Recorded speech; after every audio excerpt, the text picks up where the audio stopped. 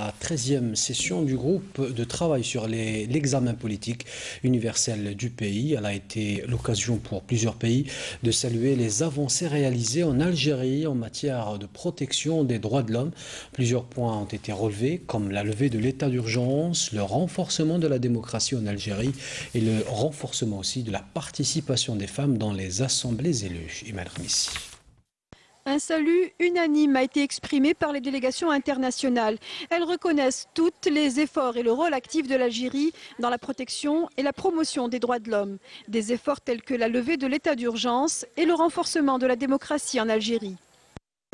Des droits et libertés, et notamment les récentes élections législatives et la levée de l'état d'urgence. La délégation note avec satisfaction la détermination dont a fait preuve l'Algérie depuis son premier examen pour rendre effectifs les droits de l'homme dans le pays, notamment à travers la mise en œuvre des recommandations qu'il avait acceptées. La délégation de mon pays reconnaît que l'Algérie s'est démarquée en suivant une voie constructive et responsable, afin de mettre en place les fondements d'un état de droit et la bonne gouvernance, ainsi que l'institution des principes des droits de l'homme dans ses lois et sa constitution. Engagé par le gouvernement algérien, qui ont culminé à l'adoption d'une nouvelle constitution et à la tenue des élections législatives libres et transparentes. Dans leurs différentes interventions, les délégations ont salué les mesures prises pour la protection de l'enfant. Cependant, des recommandations ont été formulées pour renforcer les droits économiques, sociaux et culturels. Des efforts supplémentaires doivent cependant être fournis pour consolider ces avancées. Mourad Medelsi a réagi aux recommandations formulées par les intervenants.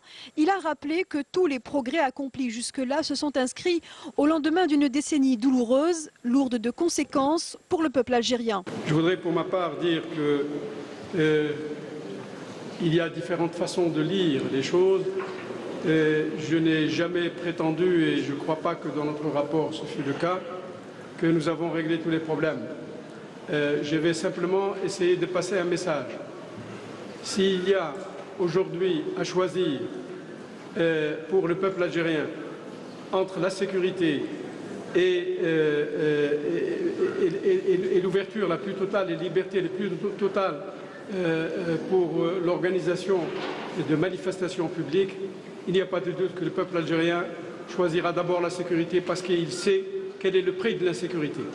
La mesure restrictive décidée par l'État concernant les marches dans les grandes villes a été évoquée par certains intervenants. Mourad Medelsi a répondu que seule la préoccupation sécuritaire motivait cette décision. Le thème de la situation de la femme et l'égalité des sexes a été particulièrement évoqué dans les recommandations. Medelsi a tenu à rassurer les délégations présentes quant à la volonté de l'Algérie de faire participer les femmes à l'élaboration de la politique et des politiques de manière générale, rappelant l'élection des 146 femmes à l'Assemblée populaire nationale. Je le disais dans les titres, nous célébrons aujourd'hui